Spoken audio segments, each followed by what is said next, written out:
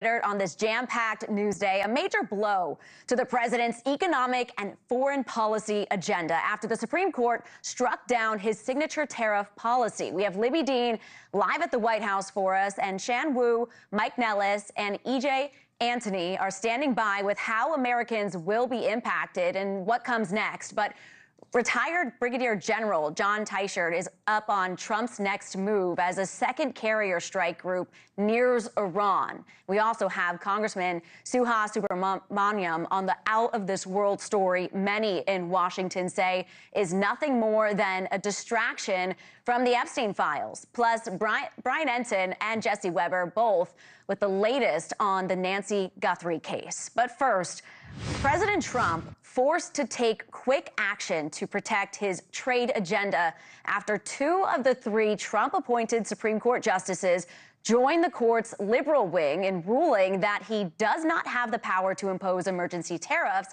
at least not in the way he did. The president said one word comes to mind here, and that's shame. The Supreme Court's ruling on tariffs is deeply disappointing, and I'm ashamed of certain members of the court, absolutely ashamed, for not having the courage to do what's right for our country. I think it's an embarrassment to their families. You want to know the truth, the two of them. The president now invoking a decades-old law to impose new tariffs, at least for 150 days, posting on Truth Social tonight saying, "It is my great honor to have just signed from the Oval Office a global 10% tariff on all countries, which will be effective almost immediately." Despite the move, today's ruling, of course, still sparking uncertainty over many of the trade deals that administration members have negotiated in recent months and putting much of the already collected revenue in limbo. So with that, we go to News Nation's Libby Dean live for us at the White House. Libby, what are you hearing? Well, Kelly, what we're seeing actually take shape here at the White House tonight is that backup plan that the Trump administration had promised earlier on, because in that same day today, we saw the Supreme Court rule against President Trump's tariffs. He actually is using this new law to impose that 10% tariff on every country that you were just detailing there that the president posted. And that tariff goes into effect on Tuesday, and it'll last 150 days if things go to plan here. There are some products, though, exempt from these tariffs, including pharmaceuticals, some electronics, and ag products, including beef, tomatoes, and oranges. Now, as you mentioned, though, Kelly, the big question is what happens to the billions in tariff revenue that the U.S. had already collected over the last years these tariffs were being imposed. And Trump and the justices, they actually didn't have a clear answer for that. We actually heard from Justice Brett Kavanaugh. He predicted that these tariff refunds would be, quote, a mess. Now, timing of this ruling, Kelly, that is incredibly significant because it comes right before President Trump is going to deliver the State of the Union that's going to happen next Tuesday. And when that happens, he'll be coming face to face with those 9 justices and, of course, those members of Congress, many of who we saw today applaud the Supreme Court's ruling, reining in that executive power there, Kelly. Libby Dean, thank you so much. We appreciate it. And joining me now, former federal prosecutor Shan, EJ Antony, public finance economist at the Heritage Foundation, and former senior advisor to the Harris campaign, Mike Nellis, also joining us. Thank you all. I want to start with you, EJ, on were you surprised at this ruling, at this decision today? Not really. If you listen to oral arguments in the case, I think it was pretty clear you were not going to have a majority of justices see things the president's way. In other words, see IEPA as a way to implement tariffs the way that he did. That being said, I'm not sure it really changes much. And I think we saw that if we look at the reaction of equity markets, of bond markets, if you look at also betting markets, Poly Market, Kalshi, things of that nature. I think today's decision was pretty much baked in, and I'm not sure it changes much in terms of the president's overall tariff strategy in the long run. Do you agree? What do you think? I think it was a big loss for the president today, but it's not that big of a surprise legally. I think we saw this coming. What's interesting from a sort of a legal nerd's point of view is the kind of split that continues to exist in the Supreme Court, where you really have these hard-baked positions now with Alito and also Kavanaugh. And I would say that Alito and Thomas really want to support this particular president. Kavanaugh wants to support executive power in general right now. And one of the sort of drill down points was this major questions doctrine, which will be significant because going forward in almost every major case, they have this question of, is it a major questions doctrine, which means Congress needs to specifically talk about that, and who decides that? The Supreme Court does. So I think it continues to show us what the future controversy is going to be. And Mike, I want to go with you as well. I want to get your reaction to this decision today, first off, and then what this means for the revenue that was already collected. I mean, what kind of mess does this create going forward? Yeah, I think it creates a huge mess, and the American people should be very upset that they've had, the estimates suggest, anywhere from $1,000 to $2,000 taken out of their paychecks, essentially, by these tariff prices increasing everything. And I think it's created a gigantic mess where the federal government needs to figure out how to give refunds back to the American people for these illegal tariffs. It doesn't seem like the Trump administration is interested in doing that, but the average American family right now is basically living paycheck to paycheck, and they can't afford the cost here. And so for Trump to dive right back in with a 10% overall tariff increase on the whole world is just a tremendous political mistake, in my opinion. And I was in that briefing room today. You see it there. They changed the lighting a little bit today when the president walked out, almost to a darker scene setting there. But the president even said that his first question when this all happened was, what happens with these refunds? Where does that go? I want to play that moment. And then, Shan, I want to come back to you and ask you on that. Take a listen to this. We've taken in hundreds of billions of dollars, not millions, hundreds of billions of dollars. And so I said, well, what happens to all the money that we took in? It wasn't discussed. Wouldn't you think they would have put one sentence in there saying that keep the money or don't keep the money, right? I guess it has to get litigated for the next 2 years. So what happens next? Well, that particular question, how to refund the money, wasn't actually before them, so it's not that surprising they didn't get into it. What happens next is going to be some litigation. I mean, there are ways for them to get that refund. I will lay some blame at the Supreme Court because they took 10 months to decide this case. Had they moved quicker, there would not be as much of an issue because less money would have been collected. And that was something the president was saying in there, that it took so long for them to make this decision. And it was something that we know he brought up quite often at the White House, very often. He said tariff is his favorite word. This was a huge part of his agenda, something that he was likely going to bring up at the State of the Union coming up this week. Might have to tear up that part of the speech and think of something different. But what does this mean also for the trade deals and his negotiations with foreign leaders? That was a major part, a major negotiating tool for him.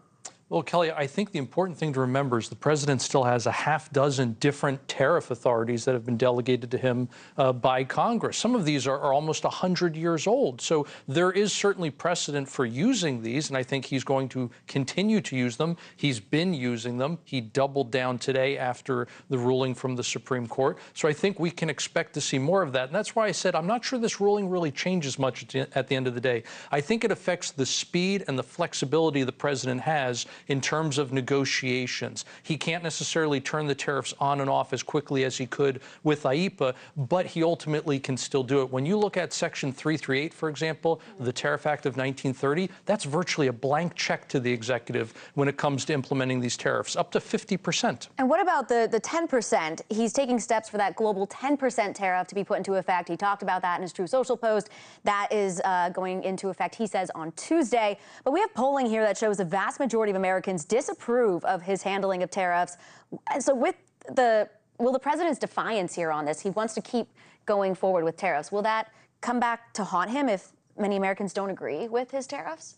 I think, Kelly, it depends on how Americans are doing financially. So, for example, if you look at what the average American could buy with his or her weekly paycheck under Biden, that fell about 4%. So, yes, paychecks got much bigger. There's no doubt about it. But they shrunk because prices rose faster than wages did. Under Trump, it has reversed. And so paychecks are buying more today, about 2% more than they did a year ago. As long as that pattern continues, I don't think the average American is going to look at something as abstract as tariffs and try to lay blame there. I think they're going to look at their own financial situation and ask, is it improving or is it getting worse?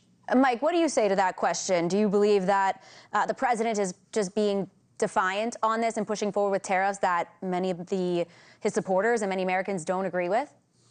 Well, I think that the president is very disconnected from the day-to-day lives of the average American. Like 60% of this country lives paycheck to paycheck. Fewer than half of Americans have a meaningful investment in the stock market or with their 401k. He's so fixated on the Dow being at 50,000 as the hallmark of his economic agenda. But the average person is watching as their paycheck doesn't go as far and everything gets more expensive. He loves to talk about gasoline prices being down, and they are, and that's a good thing. But the average car payment is significantly up, in no small part due to these tariffs. So when your car payment is, the average is $750 a month, what's the value of cheaper gasoline when your car is so expensive? So again, he was elected on a promise to make everything less expensive. Everything's more expensive. Wages are depressed. The job market's in a terrible situation right now. People are very upset, and I disagree with what the panelists said, where people are not going to vote based on an abstract concept like tariff. Trump has made tariff the centerpiece of his entire economic agenda, and I think people understand that tariff is a tax. Do you want to respond to that? Well, sure. Who's paying the tariff, right? Part of the reason why the refund process is so messy here is because nobody has done the analysis, not the least of which is the Supreme Court. What is the tax incidence? In other words, who's actually paying the tariff? If, as many of the president's critics have said, all of these costs are being passed on to the consumer, that's been the claim. If that's true, then none of the companies who are filing or are going to file for refunds should be entitled to them because they didn't pay the tariff in the first place. If, however, it was borne by foreign exporters, by the importer, by the middleman, right? That's a different story. But until someone has actually done that analysis, and again, no one has, I don't see how you can make that claim. And the idea that paychecks aren't going as far today as they did when Trump took office, I'm sorry, that just doesn't stand up to the facts. Well, I wanted to take a look at this because we're already seeing governors like J.B. Pritzker sending invoices to President Trump. You might have seen this today, telling him to cut the check. Mike, do you think that Democrats are going to be really hammering this home? We're going to see that from more governors? Yeah, I think every Democratic candidate running in 2026 and 2028 should be encouraging the federal government to deliver a refund check to the American people for these tariffs. And I'll remind people, too, Donald Trump promised the American people a DOGE check for all the cuts that they claim that they did, never got it. He promised a tariff check to everybody in Q3 and Q4 last year, never got it. So he's been the one who's been promising checks and not delivering for it. And again, I'll go back to just who pays the tariff. It's the average American. And I think that people know that. And if you ask a person who is managing their budget on a weekly basis, going to the grocery store every week, they'll tell you that their paycheck isn't going as far. So you can toss out all the economic statistics, but the average American is struggling right now. And this administration does not have any plan to help them. And I wanted to go to this, Shan. Trump in the press briefing today, and some of my White House press corps colleagues hit on it in their questions. He mentioned foreign influence over the justices and even a potential investigation. I wanted to play that moment, and we'll talk about it on the other side. Are represented by people that I believe have undue influence, have a lot of influence over the Supreme Court, whether it's through fear or respect or friendships, I don't know. You mentioned multiple times foreign influence over the Supreme Court. Do you have evidence of that? And if not, will you investigate that? You're going to find out. So he says you're going to find out. What does he mean by that? What's your reaction? I think he's just blowing smoke there. I mean, I think there are things on the Supreme Court should be investigated. For example, the amount of money they didn't disclose, like Clarence Thomas's trips and such. I mean, if there's evidence of foreign influence, sure, investigate it. But as of right now, it just seems like he's blowing some hot air back because he's pissed off about the decision. And something I really look forward to seeing at the State of the Union is how the Supreme Court justices and him look at each other after those insults they gave them today. Do you think there'll be more lawsuits coming up on the new tariffs that he's looking at going into next week? I think so, yeah. Of course, those, as we're talking about, expire after 150 days, and we'll have to see if they try to extend those. And the other routes he has for them, I'm sure those will be fought too, but by definition, those other routes take longer, and that's really the big issue for him. Do you think this is something that President Trump is really taking personally? It seemed like it was personal to him, even said it today in the briefing. I think the president is personally invested in his job, right? He's personally invested in his performance as the president. And as a result of that, it's probably hard not to take things personally, especially, I mean, let's not forget, especially when you're getting shot, literally, people are trying to kill you. It's maybe hard not to take these things personally. But I mean, at the end of the day, this is also the same guy who, after throwing tons of vicious insults at fellow Republicans during the primary and then at Hillary Clinton in the general, then said, you know what, bygones be bygones, and we can work together. So take it with a grain of salt. Mike, last word to you. Yeah, I mean, this is a president who takes everything personally, and he's lashing out at the Supreme Court because they've destroyed, at the moment, his signature policy position. But again, he's not spending any time focused on helping improve the American people's lives. Wages are depressed, the job market is bad, everything's more expensive, and people are frustrated. If he spent more time on that and less time insulting the Supreme Court, maybe his approval rating wouldn't be negative double digits. Fascinating conversation. Shan Wu, EJ Antoni, and Mike Nellis. Thank you all for being here. We appreciate it. Coming up next, President Trump says he's close to ordering a limited strike against Iran, and it may be closer than you think.